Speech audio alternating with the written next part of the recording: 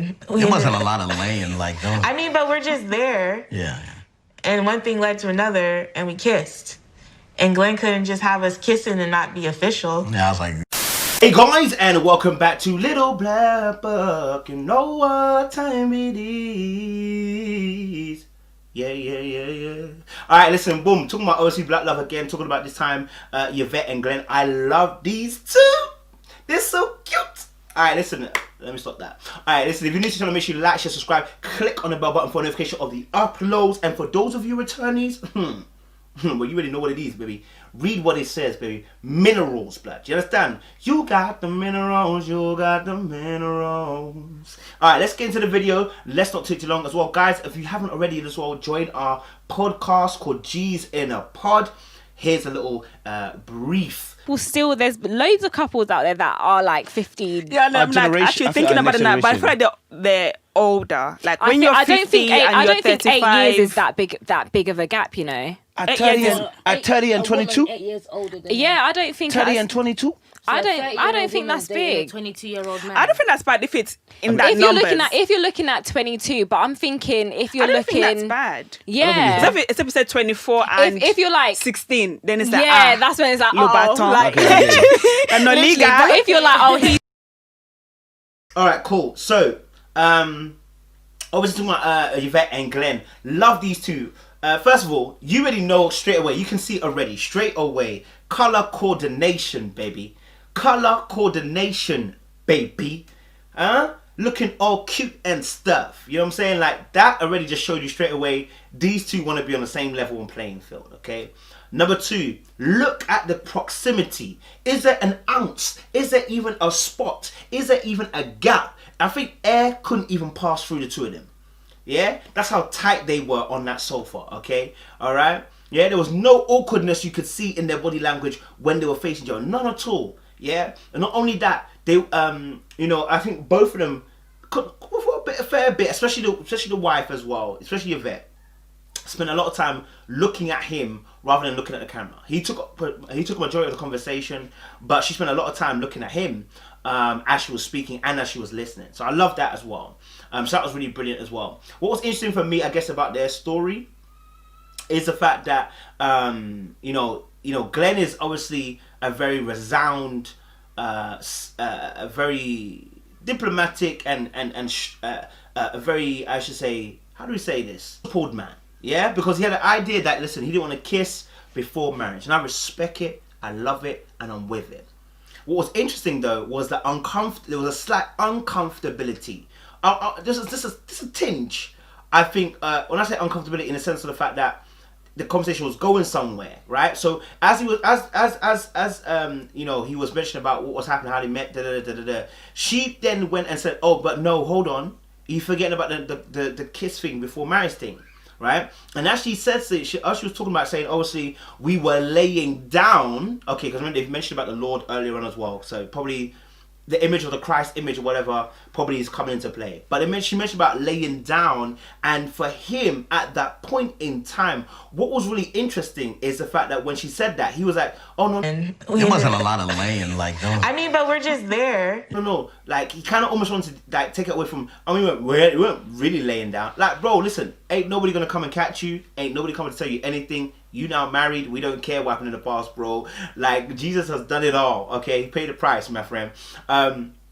But that was interesting, the fact that he was almost trying to deflect away from that, saying, no, we weren't laying down like that. And so she had to almost kind of, she didn't change the story, she had to just take a little bit of a turn, just to make sure that it didn't seem too raw. But the truth of the matter was, bro, you was laying down and kissing, or holding each other, or touching each other at a certain way, maybe a little bit sexual, and then you got to the kiss, and then you realized, hold on a minute, look, you know, if I'm not kissing any girls out here, I'm all about making sure I'm committed. And I love that. And Glenn couldn't just have us kissing and not be official. Yeah, I was like, look, man, I'm not just be out there kissing random women, you know what I'm saying?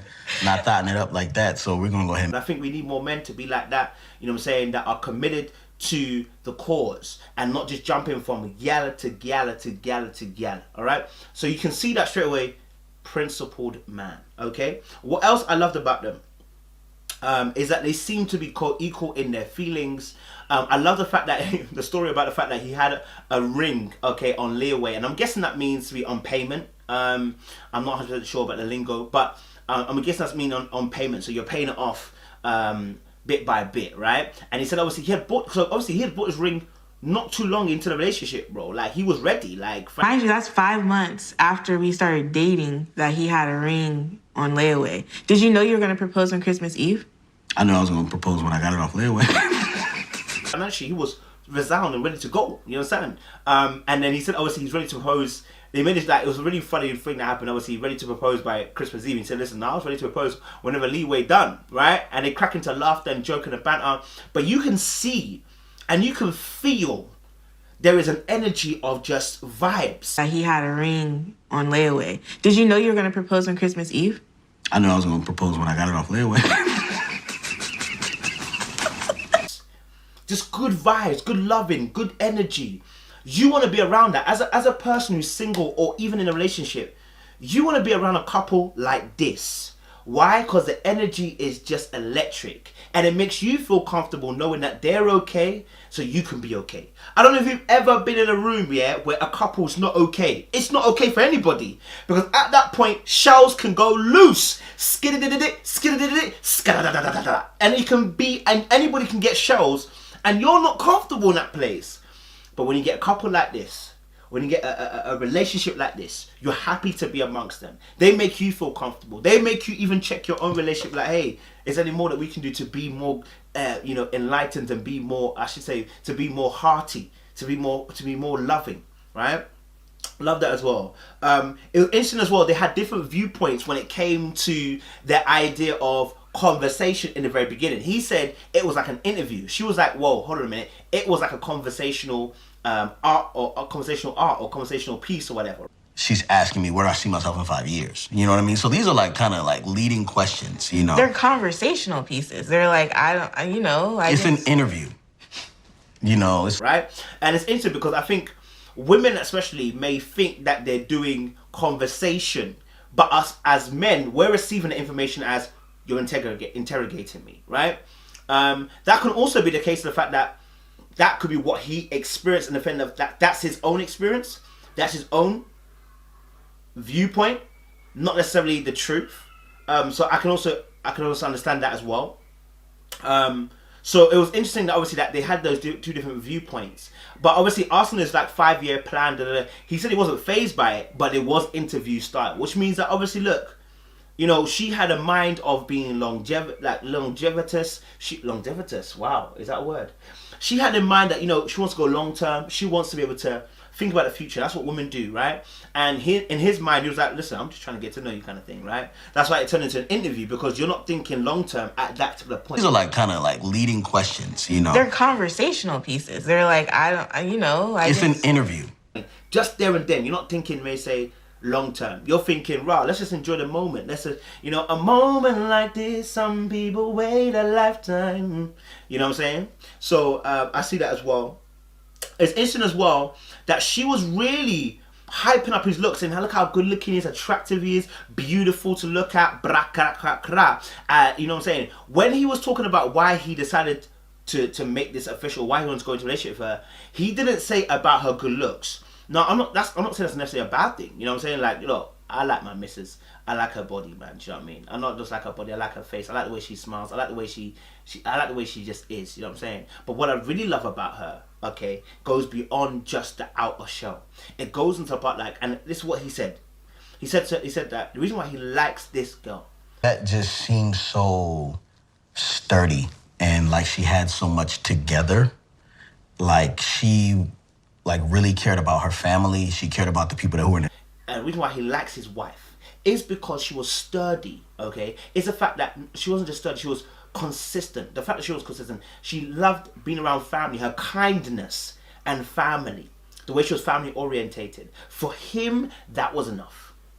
For him, that was all that needed to happen, right? And again, I always say this, that men are looking for something that they need, and they don't necessarily know what they need until they meet what they need. That's why I'm saying to you ladies, be very, very careful. These guys out here, Peter Pan stuff. Her community, and it just was so attractive to me.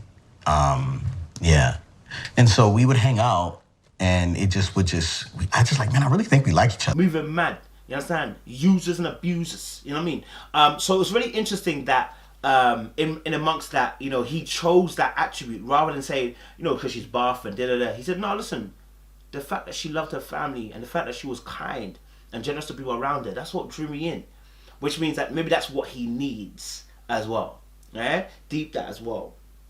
You know, I know some people might not agree with that and say, what, sturdy? Like, but you have to understand how, you see, you want the man to, the man, he obviously finds her attractive, but that's not what is keeping him there. What kept him there was the fact that, listen, hey, you know what? It's your ideology. Like, she really cared about her family. She cared about the people that were in her community. And it just was so attractive to me. It's the way you think. It's the way you behave. You know,